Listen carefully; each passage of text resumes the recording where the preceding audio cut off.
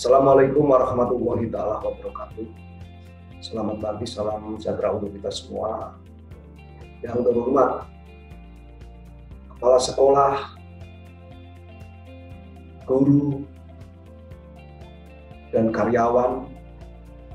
Yang terhormat para wali murid yang saya cintai dan saya banggakan, adik-adik siswa dan siswi yang berbahagia.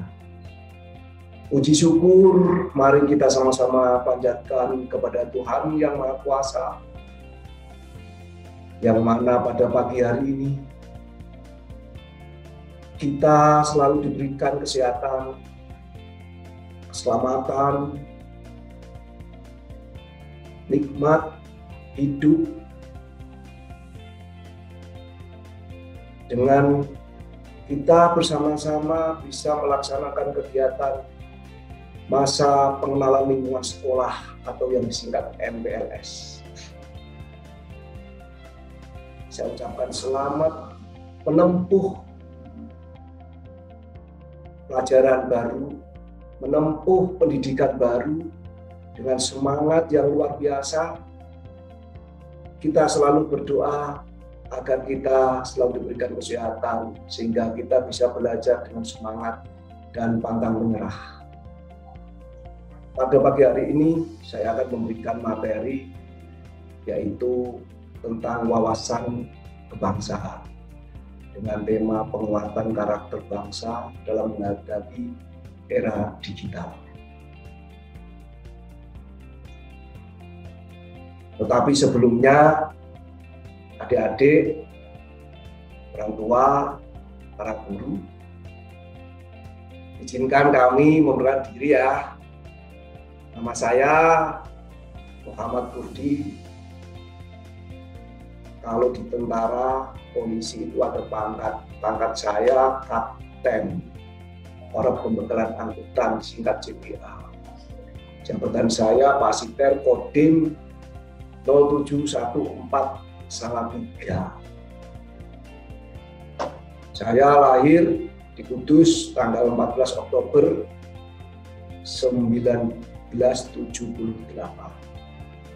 Keluarga saya istri 1, anak 2. Kebetulan yang besar kelas 3 SMP dan yang nomor 2 kelas 5 SD. Naik semuanya, alhamdulillah. Saya pendidikan umum dari Secapa BK dan Secapa reguler, pendidikan umum SD, SMP, SMA, dan sarjana ekonomi. Selanjutnya, pada intinya, wawasan kebangsaan adalah materi yang harus kita ketahui di masa-masa pengenalan lingkungan sekolah. Kenapa demikian? Karena wawasan kebangsaan adalah rasa mencintai, rasa memiliki yang dimiliki oleh adik-adik, siswa dan siswi semuanya. Wawasan kebangsaan berasal dari kata mawas dan dalam bahasa Jawa yaitu memandang atau melihat. Saya ulangi lagi, memandang atau melihat. Nah, sedangkan wawasan kebangsaan pengertian secara luas yaitu sudut pandang seseorang mengenai sikap diri, dan tanah air sebagai negara kepulauan dan sikap bangsa Indonesia pada diri sendiri dan lingkungan, dengan mengutamakan persatuan dan kesatuan wilayah dalam menyelenggarakan hidup berbangsa, bernegara, dan bermasyarakat.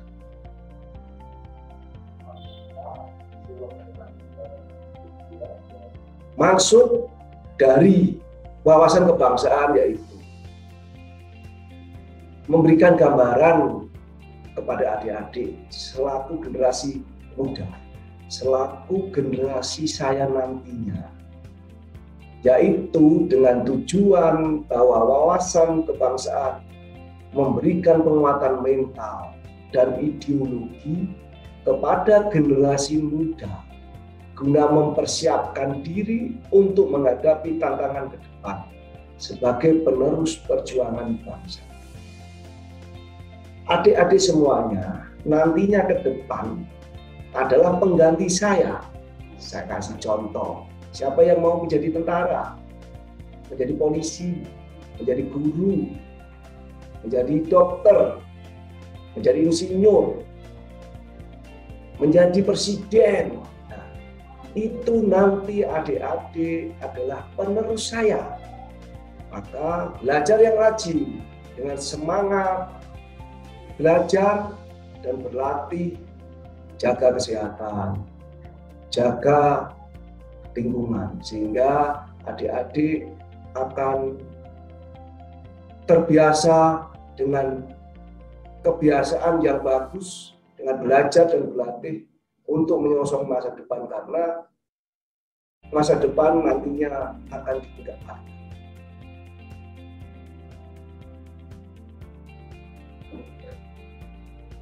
Perlu adik-adik ketahui bersama,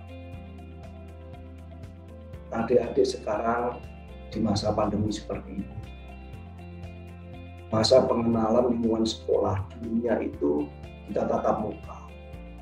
Disinilah namanya kita mengenal media digital dengan belajar secara online, dengan di depan laptop atau komputer atau HP. Nah, inilah namanya dikatakan media digital. Makanya suka tidak suka adik-adik harus lebih mengenal tentang media digital.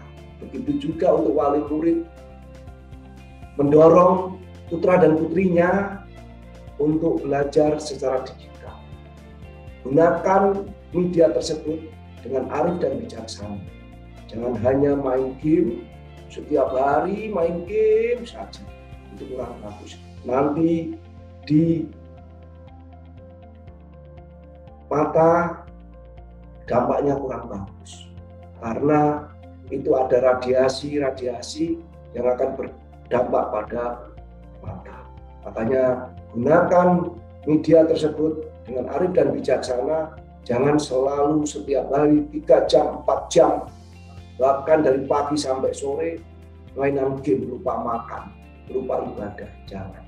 Perkembangan teknologi dan informasi tadi yang saya sampaikan harus direspon dengan cara cepat dan tepat oleh generasi muda, oleh adik-adik semuanya.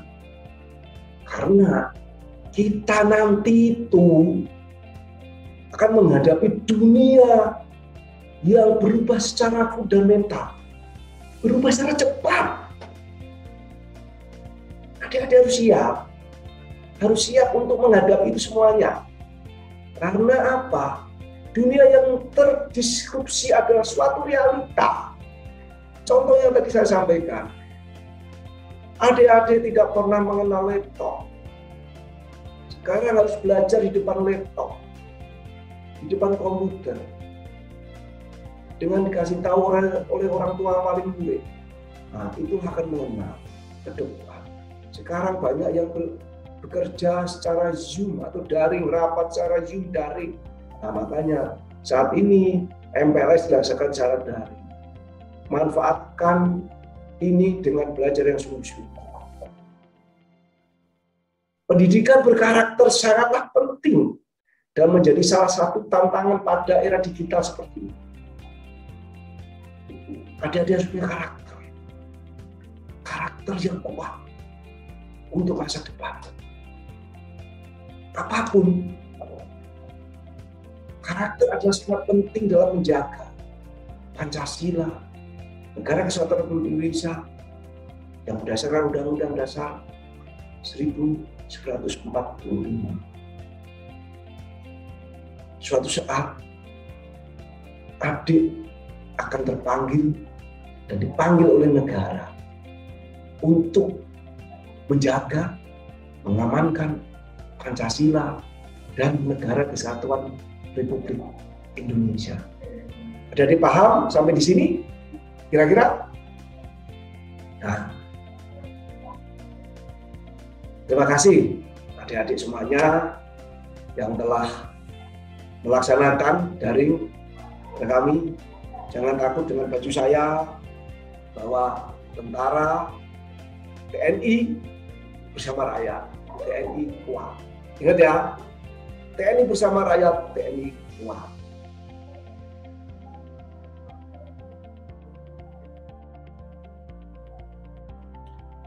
Di dalam kehidupan ke depan, namanya ada kata revolusi mental dalam kehidupan sehari-hari. Praktek revolusi mental adalah menjadi manusia yang berintegritas, mau bekerja keras, punya semangat, gotong royong, dedikasi yang kuat. Adik-adik akan tertanam di dalam diri kalian, sehingga akan menimbulkan suatu gerakan untuk menggembleng generasi muda Indonesia untuk menjadi generasi yang baru, yang berhati putih, yang berkemauan baja, bersemangat perang, rajawali, terbang tinggi. Ya, perang rajawali kan berterbang tinggi, berjiwa api yang menyala-nyala. Bukan api kebakaran, tetapi jiwa api yang menyala-nyala untuk mewujudkan harapan cita-cita. Cita-citamu punya loh, cita-cita orang tua, cita-cita guru. Kalian adalah harapan orang tua. Nah, dari itu, adik-adik sekolah yang benar, yang rajin, banyak belajar, patuh kepada orang tua. Mulai dari bangun pagi sampai mau tidur. Mulai dari kegiatan hal yang kecil, yaitu makan dengan berdoa sebelumnya. Mau masuk WC dengan berdoa, keluar WC dengan berdoa, bangun tidur cara berdoa. Nah, itu harapannya. Jadi mengerti ya adik-adik ya, semuanya ya. Nah, terima kasih kalau sudah dimengerti. Adik-adik perlu diketahui dengan era digital seperti ini. Adik-adik pasti harus mengetahui dampak dari digital. Ada dampak positif, ada dampak negatif. Karena ke depan tantangan cukup berat dengan berbagai kasus yang menimpa perilaku masyarakat. Adik-adik dengan banyak main game itu nanti jadi bapak ibu marah, kurang baik. Nah, kenapa adik lupa tanggung jawabnya? Seperti waktu siang, waktu malam harus ibadah, harus tidur siang, tetapi adik main game. Waktu habis sholat maghrib, sholat isya yang agamanya Islam, nah, sehabis itu melaksanakan belajar malam, dibagi waktunya. Yang melaksanakan ibadah, yang Nasrani, yang Hindu, yang Buddha melaksanakan ibadah sesuai dengan agama, patuh dan taat kepada ibu, bapak, guru. Terpujilah wahai engkau bapak, ibu, guru. Seperti itu. Nanti ada dikasih tahu bapak ibu guru untuk menilai lagi seperti itu. Ya, kira-kira kita ke depan dampak itu, bahwa negeri ini kalau adik-adik tidak bisa membawa dampak yang positif, akan terancam karakter bangsa kita. Banyak kasus kekerasan. Nah, adik-adik nggak boleh nonton di HP, di laptop hal yang kurang bagus. Itu akan berdampak pada pikiran adik-adik. Tidak boleh.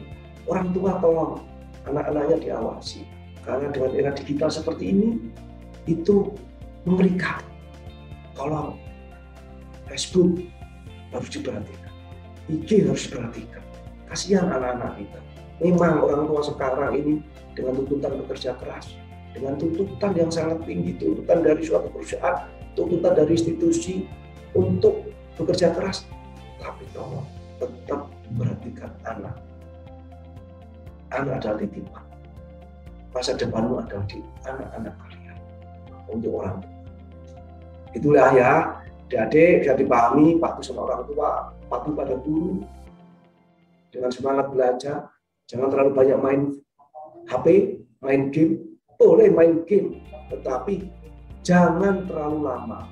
Asah otak kalian. Tetapi yang penting banyak-banyak belajar. Banyak-banyak belajar. Bisa belajar membaca buku, bisa belajar dari Google atau yang lain. Bisa dimengerti ya, kira-kira ya. Kuncinya yaitu adik-adik harus tahu, gunakan hati nurani, gunakan logika, akal sehat. Karena itu kunci keberhasilan kita. Bisa ya, dimengerti ya, jadi ya, semuanya ya. Kira-kira itu. Nah, selanjutnya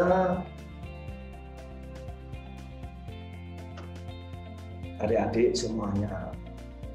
Kenapa adik-adik belajar secara daring seperti itu? Kenapa? Karena adik-adik saat ini negara kita, dunia kita baru menghadapi namanya pandemi global atau menghadapi COVID-19. Ngerti COVID-19? Virus yang masuk ke dalam tubuh kita, yang akan berdampak bagi seseorang untuk mempengaruhi kesehatannya. Seperti itu. Dengan apa kita menangkal itu semuanya? Adik-adik sudah sering dengar ya, kira-kira ya. Nah, saya akan memberikan metode untuk adik-adik semuanya, mungkin orang tua, wali murid, bahkan bapak dan ibu guru. Metode itu yaitu pertama 3I. Nah, 3I. Apa itu 3I? Iman. Apakah iman? Iman adalah percaya kepada Tuhan yang Maha Kuasa, yang beragama Islam, melaksanakan ibadah, sholat, waktu, selalu berdoa, puasa, yang agama selalu selalu bergereja, yang Hindu ke pura, ke wihara, Buddha atau yang saja, pura atau wihara. Nah, di situ adik-adik akan tertanam iman kepada Tuhan. Kita hanya bisa memohon kepada Tuhan yang Maha Kuasa supaya kita dijauhkan dari virus corona, supaya kita terhindar dari virus corona. Nah, kira-kira bisa dimengerti adik-adik ya. Iman kita ini, iman kita harus kita mempunyai rasa iman kita diperkuat. Selanjutnya yaitu imun. Apa imun? Imun itu adalah kekebalan yang ada di tubuh kita. Kekebalan yang ada di tubuh kita. Makanya pola hidup bersih dan sehat. Imun adalah pola hidup, di dalamnya hidup pola hidup bersih dan sehat, makanan bergizi dan sehat.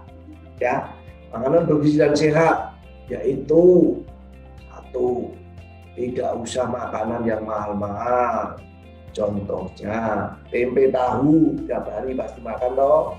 Nah, sayur-sayuran. Nah, ini yang susah. Tempe tahu mungkin mau, sayur-sayuran adik-adik rata-rata tidak suka. Nah, sayur-sayuran dimasakin ibunya, sayur-sayuran harus dimakan. Ya toh? Nah, itu sayur-sayuran itu mengandung vitamin C, E, A, B, C, E. Nah, banyak sekali tubuh kita membutuhkan imun, membutuhkan sayur-sayuran supaya tubuh kita sehat. Ya. Pola hidup bersih dan sehat. Sebelum makan cuci tangan. Ya, dia perlu diketahui di lingkungan kita tidak tahu kita tadi megang apa, dari mana. Seringlah mencuci tangan. Pola hidup dan bersih dan sehat. Mandi itu bagian dari pola hidup bersih dan sehat. Masuk rumah, mencuci tangan itu pola hidup bersih dan sehat. Ya. Nah, dengan pola hidup dan bersih yang sehat, itu bagian dari nanti selanjutnya kita itu ikhtiar. Apa ikhtiar? Ikhtiar itu usaha kita, melindungi kita. Kita sudah memohon kepada Tuhan, berusaha dengan makanan pola hidup dan bersih dan sehat. Selanjutnya ikhtiar. Memakai apa? Masker.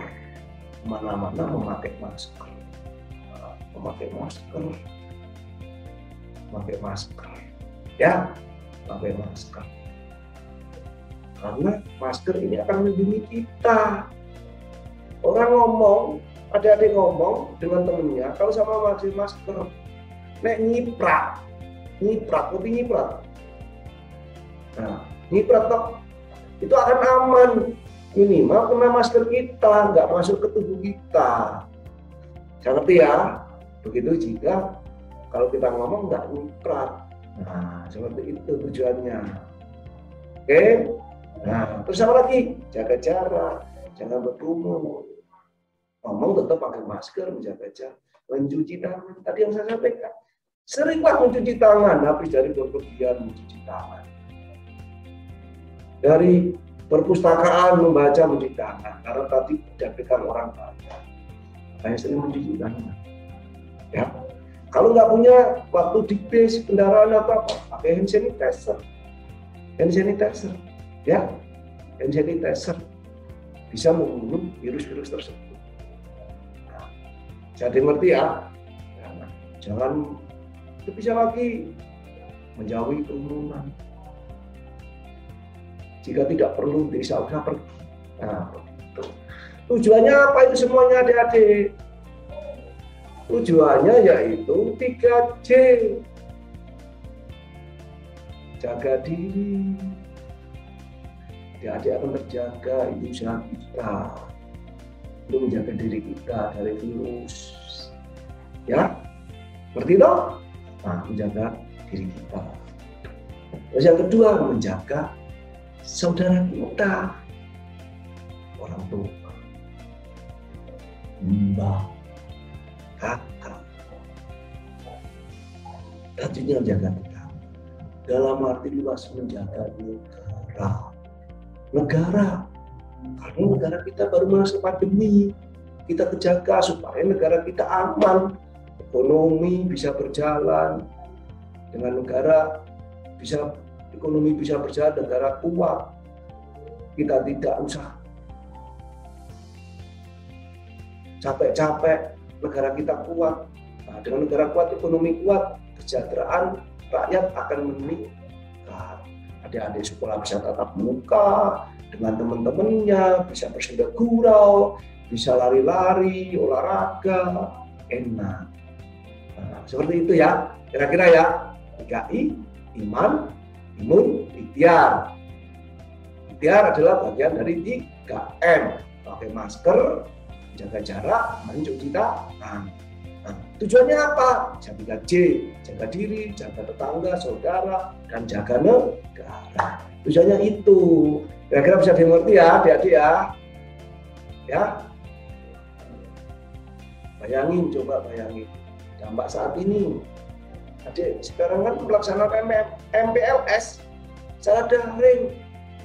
Ketemu Om, ketemu Pak D, hanya di depan laptop, nggak bisa ketemu langsung. Kalau ketemu langsung kan bisa ketawa. Nah, kira-kira kan seperti itu, ya enggak? Nah, banyak kelas yang kosong sekarang. Banyak kelas yang kosong. Kenapa banyak kelas yang kosong? Karena kita pandemi, belajar secara daring.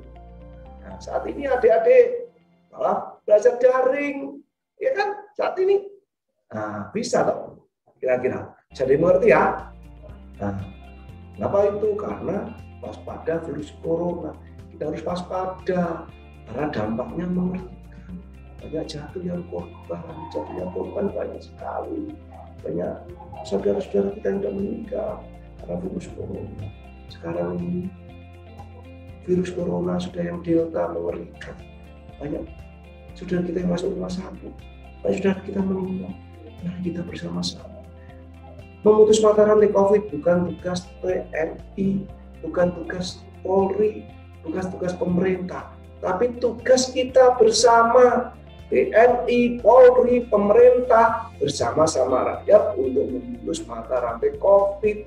Dengan apa? Hidup tertib bersama-sama. Insya Allah, kalau itu semua kita laksanakan bersama-sama, negara kita akan terhindar dari virus corona. Ya, jadi seperti ya, adik-adik.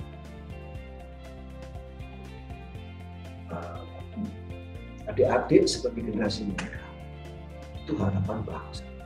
Harapan ke depan itu, Om, Pak D, selesai pensiun, kalian yang akan meneruskan. Pemimpin itu ada masanya, dan suatu masa itu ada pemimpin. Di saat nanti kalian adalah gantian pemimpin-pemimpin saya. Makanya belajar yang rajin. Dengan harapan adik sudah tertanam jiwa disiplin, jiwa semangat belajar. Dengan akan nanti menghadapi tantangan ke depan, adik sudah siap. Dengan cara apa itu? Spirit, semangat. Semangat. Dengan semangat itu apa? Belajar dan berlatih. Belajar dan berlatih. Latih apa? Latih ilmu yang tadi sudah disampaikan oleh Bapak Ibu guru. Yang disampaikan apa? Ditulis, dilatih, belajarnya. Kan gitu. Kita harus mempunyai banyak inspirasi. Inspirasi. Timbul inspirasi akan menimbulkan inovasi.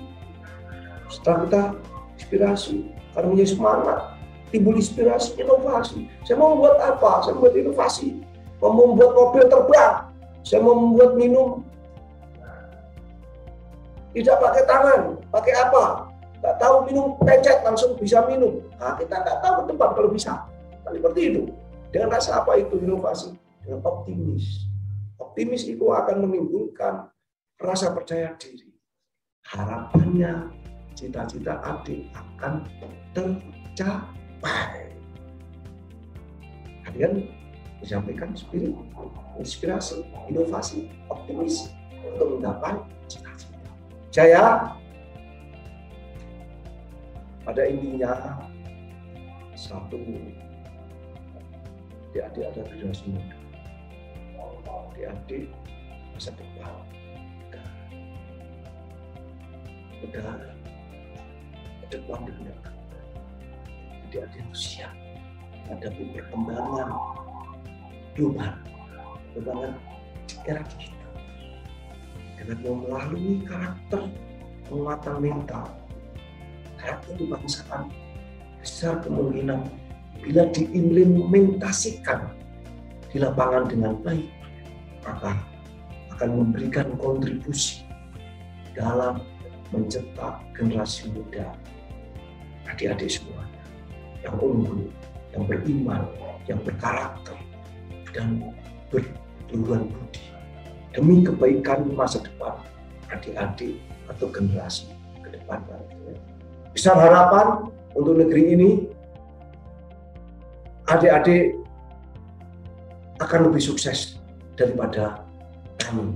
Mungkin itu yang bisa kami sampaikan di saat kegiatan MPLS tahun ajaran 2021-2022. Besar harapan kami, Kodim 0714 Salatiga bersama dengan Dinas Pendidikan Kota Salatiga menitipkan ke depan bangsa dan negara ini kepada kalian. Tugas kalian belajar dan berlatih. Terima kasih. Wabillahi taufiq wal hidayah. Wassalamualaikum warahmatullahi wabarakatuh.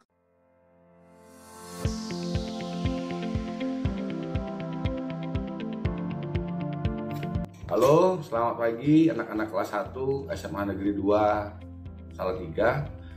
Assalamualaikum warahmatullahi wabarakatuh. Salam sejahtera bagi kita semua.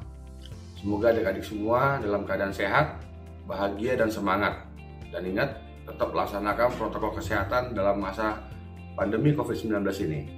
Perkenalkan, nama saya Ibtu Rio Putra Simanjuntak.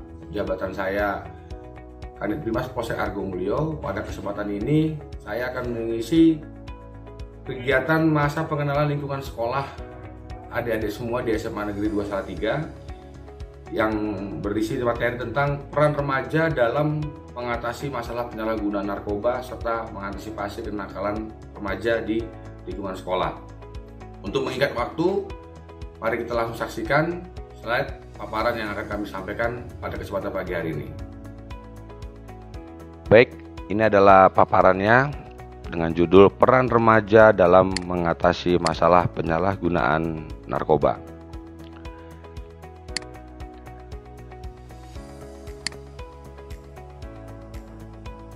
Ya, perlu diketahui adik-adik sekalian, penyalahgunaan narkoba di kalangan remaja itu ada beberapa penyebab. Yang pertama adalah faktor lingkungan, faktor individu, dan faktor zat itu sendiri. Faktor lingkungan itu ada beberapa hal juga di dalamnya, yaitu adalah kemungkinan besar adanya hubungan yang tidak harmonis antara anak-anak muda dengan orang tuanya.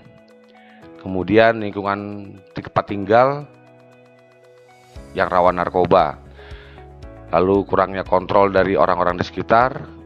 Nah, ini yang paling penting adalah tekanan kelompok sebaya. Dalam hal ini mungkin contohnya adik-adik, mungkin ada temannya yang nakal, menekan adik-adik atau teman-temannya yang baik supaya ikut nakal, supaya keren, atau supaya ikut dengan mereka dalam kelompok-kelompok tertentu.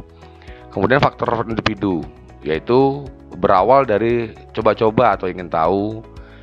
Terus seperti yang saya sampaikan tadi di atas, yaitu ingin diterima oleh kelompok-kelompok tertentu, ingin ikut trennya, terus mencari perhatian, atau mungkin mengikuti gaya hidup tokoh-tokoh idola yang saat ini ada di atau sering ditampilkan di media sosial.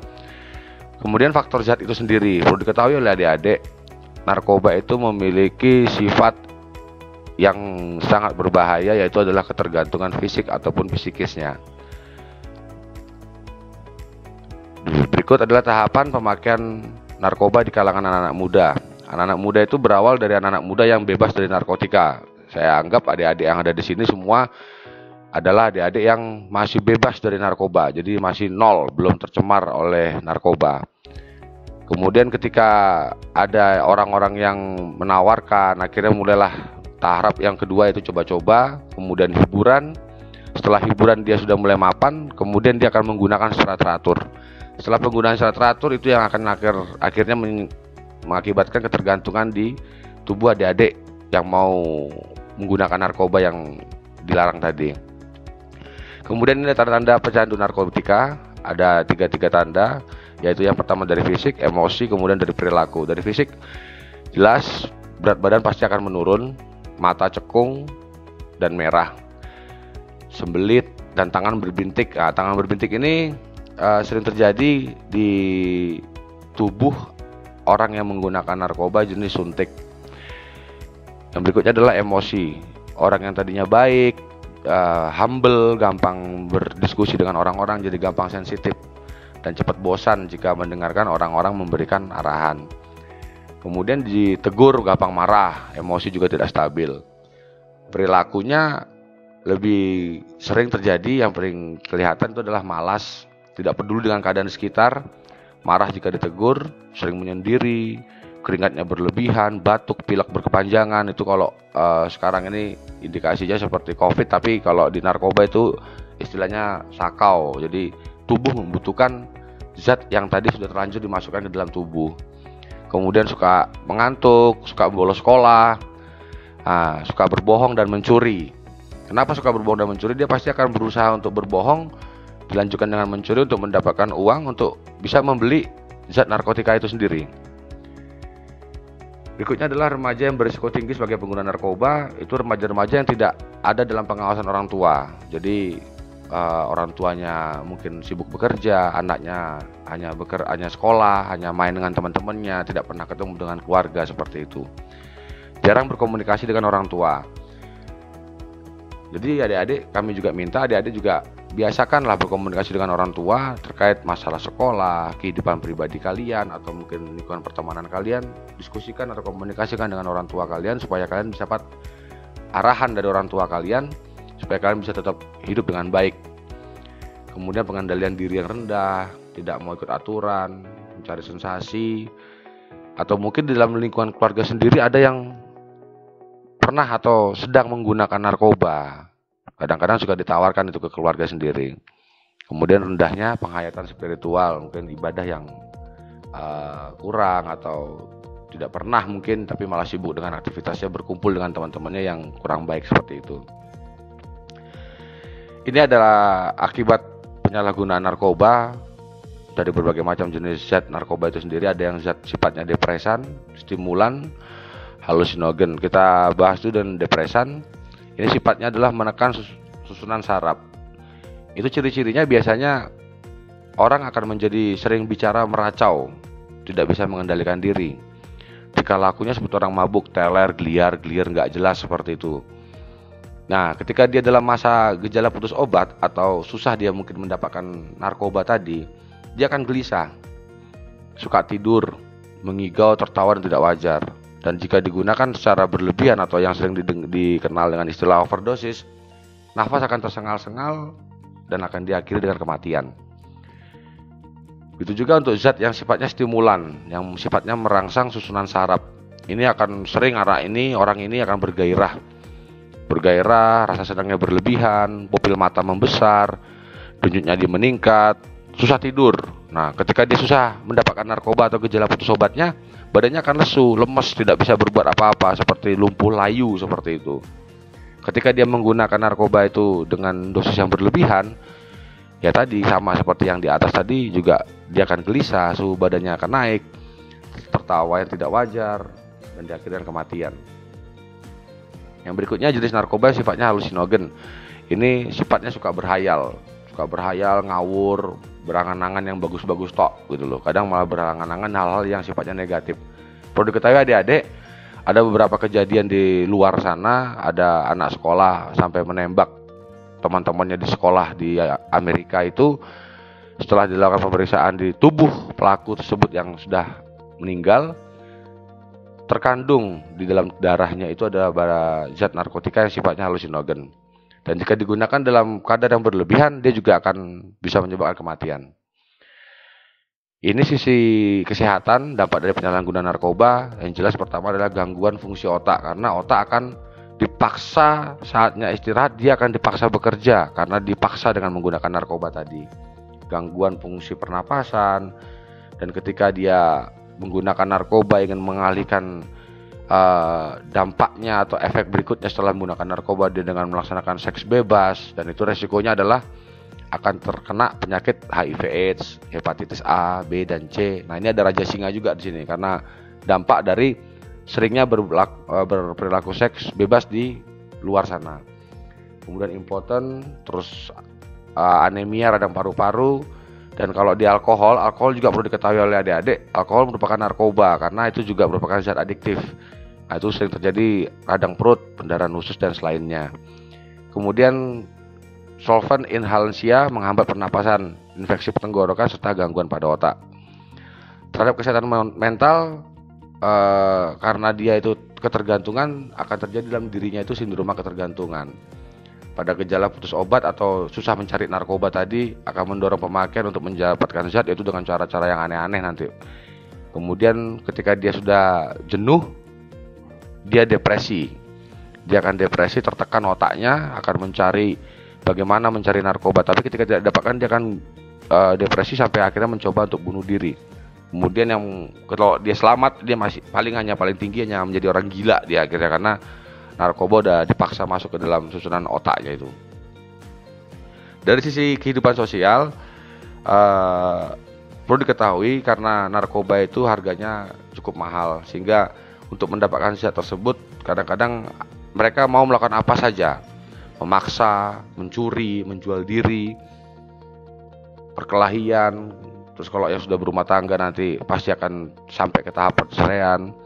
Yang sudah bekerja diberhentikan dari pekerjaannya. Yang paling sering terjadi, mungkin ada sering lihat di televisi, banyak pengguna narkoba mengalami kecelakaan lalu lintas. Jadi setelah diperiksa dirinya, dites urin dan segala macam, para pelaku kecelakaan lalu lintas yang menonjol itu sering ditemukan dalam posisi dalam pengaruh obat atau mungkin dalam menggunakan narkoba.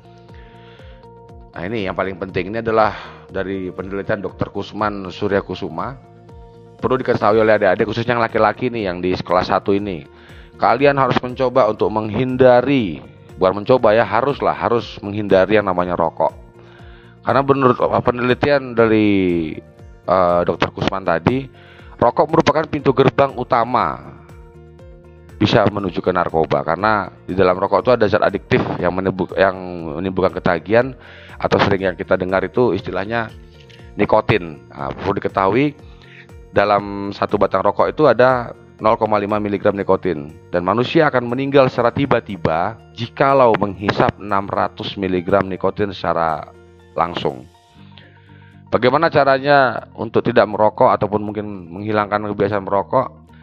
Niatlah pada diri kalian untuk berhenti merokok dengan motivasi yang kuat. Di saat ingin merokok lagi, tukarkan rokok itu dengan zat-zat yang lain, mungkin bisa dengan permen, kerupuk, roti, nah seperti itu. Dan ingat, ada juga yang bisa dilakukan dengan cara bertahap, frekuensi pemakaian. Jadi biasa 1 bungkus jadi 3 bungkus. Ini bagi yang sudah merokok ya. Jadi kalau adik-adik yang belum merokok, jangan coba merokok seperti itu. Ini ancaman hukuman. Jadi narkoba itu kerennya seperti itu, ataupun apa istilah orang-orang yang di luar sana yang nakal sana menyampaikan kepada kalian, jangan pernah terpengaruh, karena jelas di sini ada ancaman hukumannya.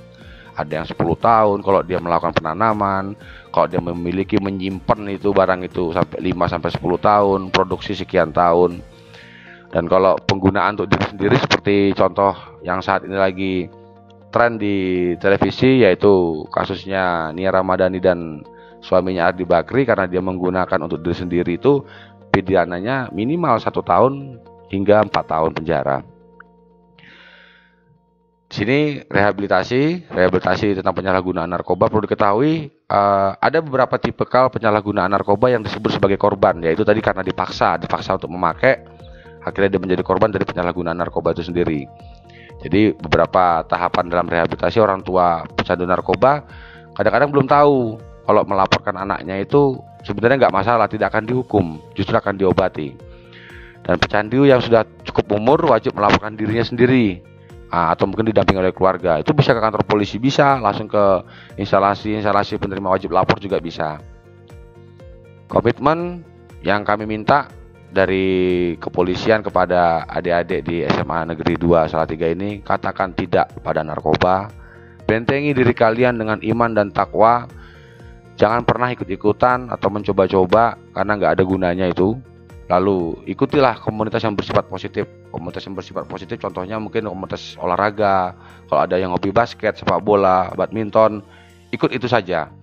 Nggak usah ikuti yang nggak jelas itu. Selektif dalam memilih teman. Tidak ada salahnya kita memilih dalam pergaulan ketika itu akan merugikan kita. Pilihlah yang tidak akan merugikan kita. Kemudian hindari dan jauhi lingkungan yang rawan dengan penyalahgunaan narkoba. Tekun, disiplin. Ingat selalu nasihat dari orang tua kalian, bapak dan ibu, kemudian dari para guru kalian yang ada di sekolah ini. Yang paling penting, karena kalian masih dalam tahap remaja, lagi mencari jati diri, jangan pernah mencoba merokok. Kemudian ini adalah narkotika menjadi musuh utama bangsa. Indikasinya seperti ini, sangat bahaya karena narkoba di Indonesia ini setelah diteliti dan dipelajari, semuanya berasal dari luar negeri seperti ini. Dampak negatifnya semakin luas, ada kriminalitas, korupsi, kolusi, nepotisme dalam narkoba itu sendiri. Akibat dampaknya tadi seperti yang di atas tadi ya, tadi kualitas sumber daya manusia akan merosot, kriminalitas di negara juga akan meningkat, kerawanan sosial budaya gini. Dan itu semua mengancam keutuhan dan kehancuran negara kita yang kita sayangi dan kita banggakan ini, negara Kesatuan Republik Indonesia. Ini treatmentnya. Nah, ini treatment terkait dengan penyalahgunaan narkoba. Ada beberapa tempat. Ini yang di Jogja, di Depsos dan lain-lain. Dan perlu diketahui di Salatiga juga ada. Di Salatiga itu letaknya di Sidoarjo, itu dekat jalan mau naik ke Rumah Sakit Ananda itu. Itu ada puskesmas, cuman di situ istilahnya namanya IPWL. Apa itu IPWL? IPWL itu adalah instalasi penerima wajib lapor. Nah, itu bagi pengguna-pengguna narkoba untuk mau berhenti dan lain-lain, terapinya bisa dilaksanakan di situ. Untuk milik swastanya ini ada Yayasan Al Islami di Kulon Progo dan lain-lain. Ini ciri-ciri orang pengguna narkoba itu selalu dengan 3 ong, yaitu berbohong tuh sering, menyolong, dan paling parah setelah dia menggunakan akan bengong seperti orang nggak jelas itu dek. Ini jenis alat tempat yang biasa memakai. Ini nanti slide ini kami bagikan ke guru, nanti bisa dibaca lebih detail ini. Nah, ini ciri-ciri umum jenis narkoba, ada ganja, atau istilah di anak-anak muda di luar sana namanya cimeng, gelek, atau rumput ini. Penggunaannya dibakar, nah, seperti merokok itu. Jadi kalau kalian sudah merokok, bisa terjadi ketika kalian tidak kuat akan menjadi merokok ganja juga. Kemudian sabu-sabu bentuknya kristal seperti tawas ini. Ekstasi ini pil yang suka dipakai orang-orang tuh di diskotek itu, dampaknya juga berbahaya ini. Ini heroin, bentuknya bubuk putih seperti bedak itu. Nah, ini pil koplo. Pil koplo ini yang sering kami temukan di kalangan pelajar. Sering ada beberapa pelajar yang oknum pelajar lah istilahnya, oknum pelajar yang bandel itu sering berkelahi atau balapan itu setelah digeledah ditemukan mereka membawa pil koplo atau sedang dalam pengaruh pil koplo itu. Banyak mereknya, Lexotan, Megadon, Rohypnol, Valium. Begitu juga obat-obat yang termasuk dalam daftar G. Itu kadang-kadang dipakai berlebihan oleh mereka itu. Nah, ini gambar-gambarnya, contoh gambar ganja. Ini daunnya, ini biji-bijinya, tembakau ya seperti ini. Ini kokain yang seperti di TV-TV itu sering kalian lihat film-film mafia itu. Serbuknya, daun koka, ini candunya. Nih. Nah, ini opium. Ada buah, bunga dan opium. Nah, ini hasis yang masih padat. Hasis itu adalah getah ganja ini. Ini heroin tadi. Dibilang bentuknya seperti bedak ya seperti ini, dia putih seperti itu. Ini ekstasi, jenis-jenis pilnya. Nah, ini banyak contoh-contoh pilnya, nanti silakan dilihat slide-nya di rumah masing-masing. Merek-mereknya bentuknya seperti ini. Nah, ini sabu-sabu dalam bentuk kristal dalam berat 100 gram. Ini amfetamin cairannya, jamur, halusinogen ini ya. Jadi kalau ada yang suka ngisep-ngisep lem itu, nah itu termasuk kategorinya zat halusinogen. Ini LSD, pil-pil koplo juga.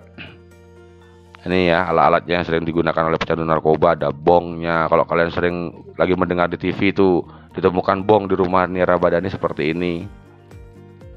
Ini awal menjadi pecandu dari rokok, lanjut ke minuman keras. Nah, ini godaannya seperti ini.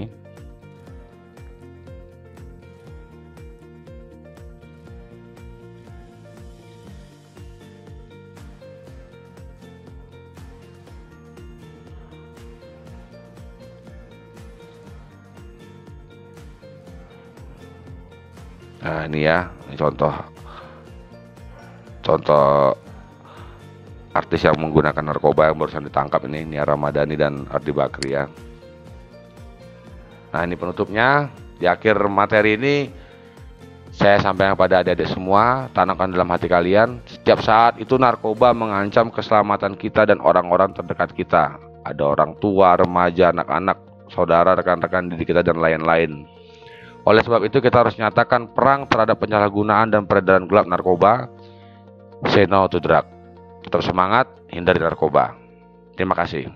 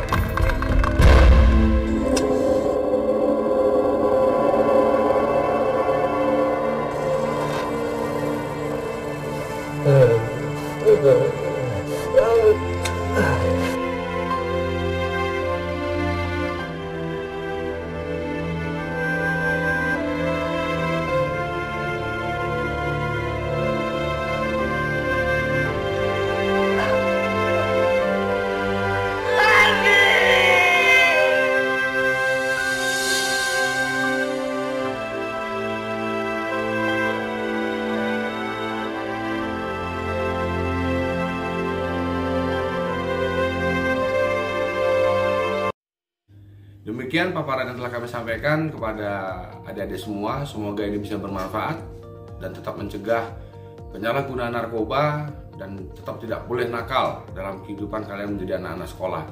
Kami ucapkan terima kasih kepada SMA Negeri 2 Salatiga yang telah memberikan kesempatan kepada kami untuk memberikan materi ini dalam masa pengenalan lingkungan sekolah pada kesempatan pagi hari ini. Kami akhiri. Assalamualaikum warahmatullahi wabarakatuh. Sampai jumpa.